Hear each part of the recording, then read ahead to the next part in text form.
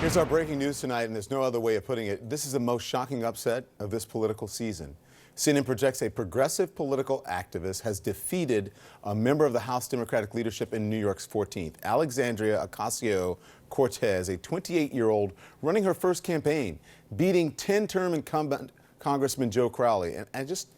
It's unbelievable. We want to talk about it. Let's bring in now former Congressman David Jolly. He's a Florida Republican. Also, CNN political commentator Scott Jennings and Angela Rye. So here we are on another election/primary night, and wow, there's a lot going on. So, Angela, give me your reaction to this. I mean, Joe Crowley, he was like fourth among House Democrats, losing tonight. Yeah. He's the chair of the Democratic caucus, and I think one of the things that we're seeing, it really reminds me of that 2010 election, going into the 2010 election when you saw the Tea Party really rise and say that they're taking their country back, and whatever, is behind that, we don't have to debate right now. But I think the interesting thing is people really start battling with the identity of a party. So you're seeing folks saying, you're not liberal enough, you're not progressive enough, or you don't recognize or support or represent my value system anymore. And so we're going to run people who do. And I think you're going to see that a lot more, not just within the Democratic Party ranks between liberals and more liberal or more progressive, but also along racial lines. You're seeing that with the Capuano-Presley race in Boston as well. So I think you're going to see more of this. Hey, before I bring the other guys in, I just want to ask you this. Do you think that strategy, Angela, it seems to be working in a bunch of local, maybe even some state races, but what about on a national level? You think nationally people are going to say, okay, or at least for Democrats, we want the country to be more progressive and have more liberal values rather than sort of trying to reach out to the people that everyone said Democrats missed last time during 2016?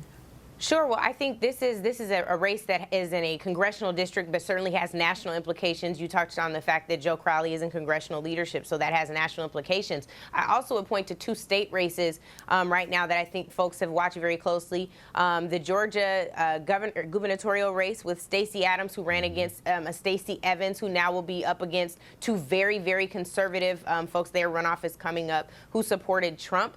And then you also have the Florida gubernatorial race, where Andrew Gillum is just pulled ahead, and I think you're going to, again, start seeing more of that. There are historical implications there as well. Two African-American candidates. Stacey would become the first African-American woman governor in the history of the United States in 2018. So, David, I want to bring you in. So what do you think of this upset here in New York? What do you think this means for Democrats and for Nancy Pelosi?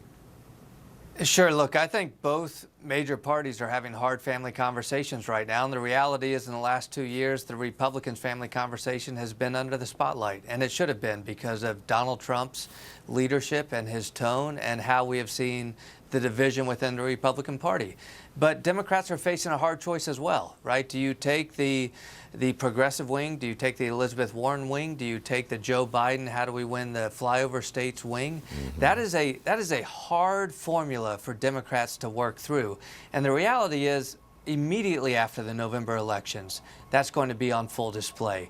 Look, Donald Trump has disrupted the Republican Party in a historically bad way, and it's one in which the party might not recover. The Democrats don't suffer from the same extremism, if you will, but they do face a challenge of how do you define the party going into the next 2 years. We saw that tonight in Joe Crowley's race. All right, so let's talk, Scott, let's talk a little bit more about this. What kind of a message, first of all, your overall thoughts, but I also want to know what kind of message this sends to Republicans, this race.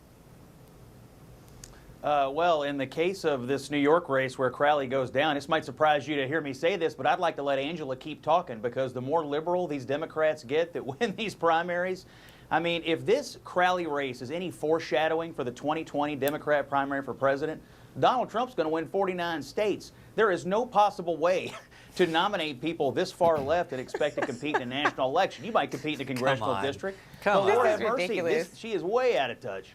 Well, that was it. I'm not Hang on, sure. Angela, hang on. But that was the reason I asked you the question where I said, does it work on the local or the state level, but how does that play nationally? But go on. I didn't mean to cut you off. Go on.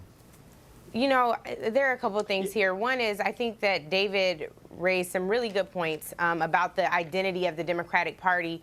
And you just brought up Nancy Pelosi. And one of the things that I would say is I think what's happened today and yesterday with Congresswoman Maxine Waters, who many of us call Queen Maxine or Auntie Maxine, who is a celebrated hero, right, of not just Democrats but progressives, how she's been treated by congressional leadership, both in the Senate and the House, is really demonstrative of the type of battle you have going on. You had the DNC chair, Tom Perez, who shortly after was, said they're not going to endorse in any races, endorsed in a gubernatorial primary in New York. So we're running into the same mistakes over and over again. I'm not opposed to having a family conversation on the big screen, Scott. I'm going to tell the party that I've traditionally supported the truth. I don't believe in lying to make people feel better like some of the Trump supporters do. Okay, so I need to put this up. This is for you, David. Let's put it up on the screen here because I haven't had a chance to see it either. This is the president. He says, wow, big Trump hater Congressman Joe Crowley, who many expected was going to take Nancy Pelosi's place, just lost his primary election. In other words, he's out.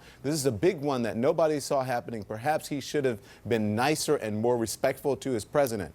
So he lost because Donald Trump doesn't feel he was nice enough to him. It's nonsense. It's nonsense. And the Republican candidate on Long Island who endorsed Donald Trump, Michael Grimm, also lost. Somebody who race baits with immigration like this president. And here's what will unite Democrats. And it is the theme of the moment, the story of the moment. This is a president who has defined the Republican Party not through divisiveness, not through fear, but through hatred.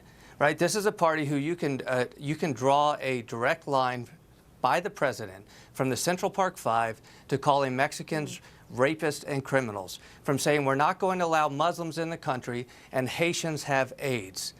This is a president who injects hatred and divisiveness into the country. And so as a result of that, Democrats have a much better likelihood of surviving their family conversation than Republicans do, because Democrats can win the suburban moms in Virginia and the suburban communities across the country. Republicans have lost those, which is why Republicans are looking at doom in November. All right. That's got to be the last word. Thank you all. I appreciate it. Thank you.